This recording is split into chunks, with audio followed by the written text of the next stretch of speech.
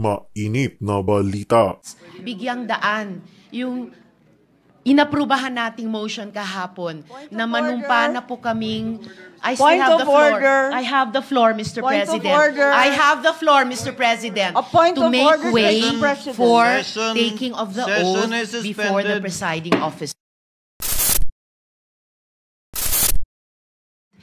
Immediately after the speech of the good gentleman from Davao, I move that any interpellation or any action, any seconding speech on the privileged speech be suspended momentarily after his speech to allow us to take our oath, which was the subject of the approved motion yesterday, and again, which was the subject of the approved motion yesterday, which is an offshoot of a question of privilege, which takes precedence over all motions.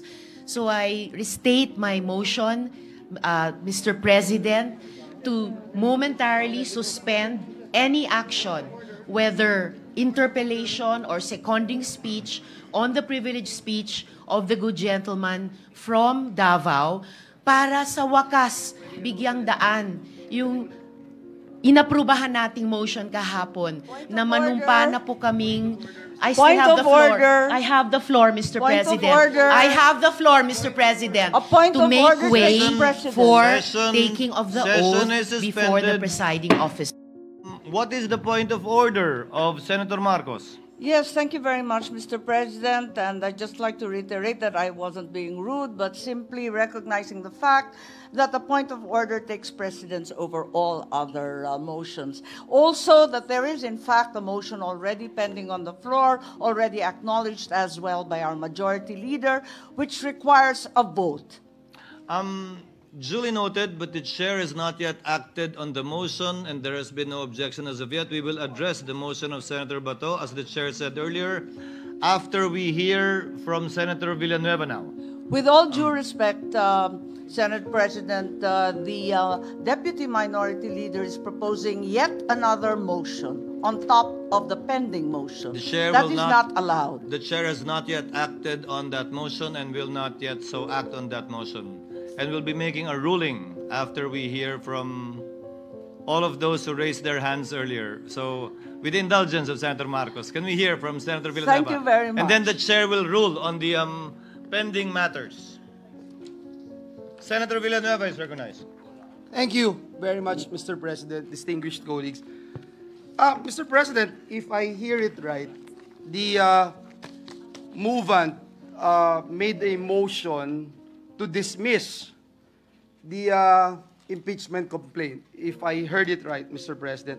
Mr. President, may I just place on record that this representation respectfully object to that motion. Mr. President, for various reasons, Mr. President, that this representation would like to raise on the floor, Mr. President. One, Mr. President, is that the Senate, as a legislative body, and at this point in time, we have not yet convened, Mr. President, as an impeachment court. And therefore, Mr. President, this representation believes that we have no constitutional authority as legislative body to dismiss an impeachment complaint. Let me quote the Constitution under Article 11, Section 3, Number 6 of the 87 Constitution.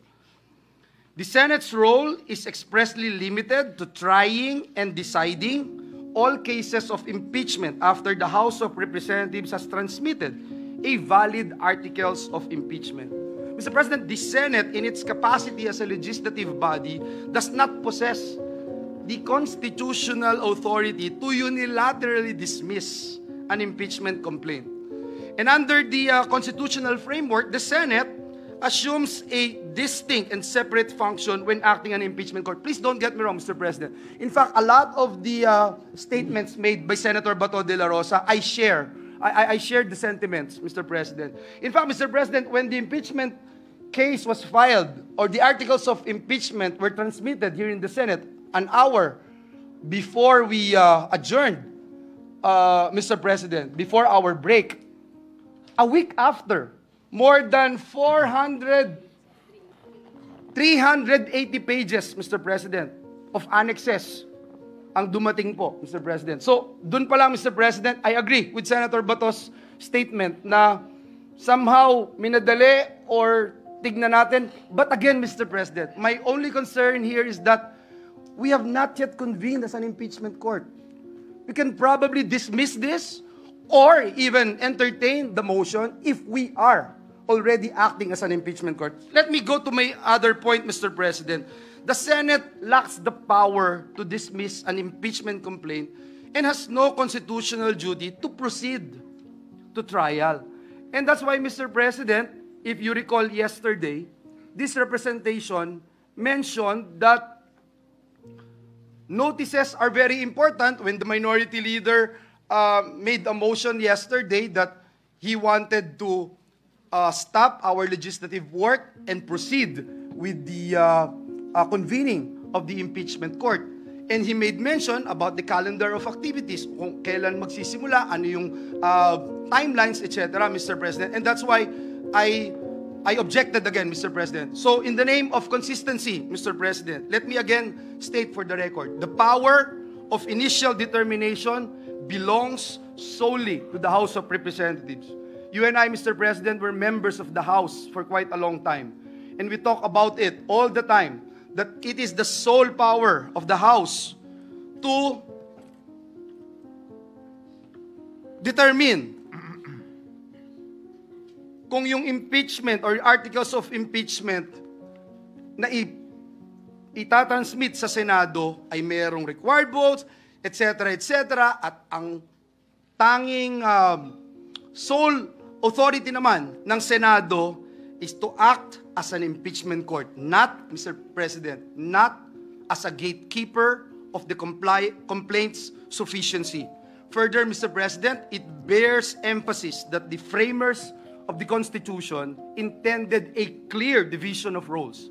House initiates, and the Senate tries and decides. Again, Mr. President, I am not even going to say whether or not I will support the motion of our dear colleague, Senator Bato de la Rosa. I'm just saying, Mr. President, that it should be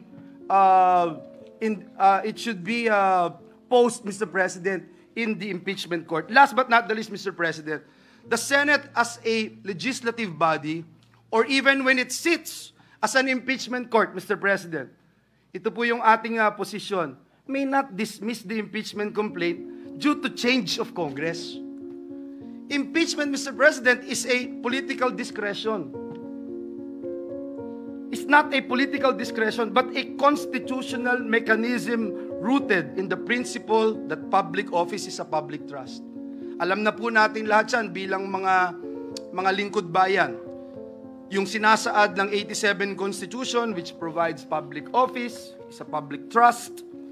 Public officers and employees must at all times be accountable to the people. This duty, Mr. President, is not suspended, nullified, or extinguished by the expiration of the legislative calendar or the transition to a new Congress. But again, I also believe and support the statements made a while ago by Senator Bato de la Rosa. Yung pong functus officius ng Senado, hindi ho applicable sa atin dahil kalahati nga ho sa atin dito magiging parte pa rin ng impeachment court, parte pa rin ng Senado. Pero doon po sa House, hindi na. So kailangan talaga na malaman natin kung sila'y interesado pa doon sa impeachment na kanilang i-file. Mr. President, just this morning, if I don't know if this morning or last night, I saw an article. I'm not sure if it's Justice Ascuna or Attorney Divina saying that the House must actually do something, whether at least, the very least, is to pass a resolution authorizing, Mr. President, their representatives, their prosecutors, that they are indeed have the blessing of the 20th Congress. Kaya po, muli, Ginoong Pangulo, ang aking pag-object doon po sa motion ng ating kagalang-galang at kaibigan, Senator Bato de la Rosa, ay base po sa mga binanggit ko po ng mga reasons. Maraming salamat, Ginoong Pangulo. Before the chair makes a ruling, Senator Bato. Yes, Mr. President. I just would like to share this August body, the basis for my motion. According to Chief Justice Renato Pono in Francisco versus House of Representatives, a number of things can be done before the Senate is convened as an impeachment court. For example, the Senate, which has the primary jurisdiction over the case, can decide the question of whether the one-year ban has been violated or not. Likewise, the Senate can decide whether the complaint on its face has any legal basis. Mr. President, if I may. So as not to belabor the point, Chair would like to state the parliamentary status and make a ruling. Again, to reiterate, Senator Bato, after the end of his privileged speech, made a motion, but before the Chair could act on that motion, he asked for the recognition of Senator Bato, who wanted to second the motion of Senator Bato at the end of his speech. Before the Chair could act on that motion and recognize Senator Bato, Senator Ontiveros and Senator Villanueva signified their intention to speak. Senator Ontiveros made a motion. Made a motion to suspend further consideration of the matter at hand so that we can proceed to take our oaths.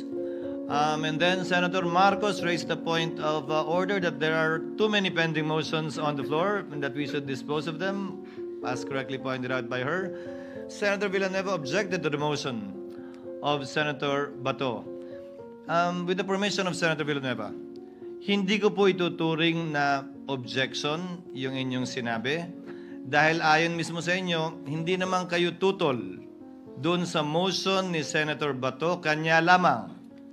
Gusto nyo at sa paniniwala nyo, pwede lamang ito magawa kapag tayo ay isang impeachment court na at hindi bilang isang Senado.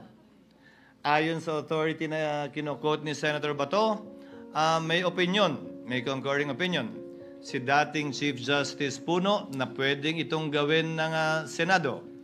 Concurring and dissenting opinion siya sa pagkakaalala ko sa Francisco. With the permission of the gentleman on the floor, the chair is of the considered view that and takes well the position of Senator Villanueva. We will act on the motion of Senator Bato, but as an impeachment court. We cannot act on the motion of Senator Bato unless we take our oaths as members of the impeachment court. Therefore, once the impeachment court after we take our oaths and we convene the impeachment court, Senator Bato can reiterate his motion, Senator Go can then second his motion, if at all, and we will proceed to dispose of such motion after we hear from everyone who wants to speak on the matter. Mr. President, just to clarify your statement, Senator Villanueva, before I make a ruling. Yes, Mr. President, you were saying, Mr. President,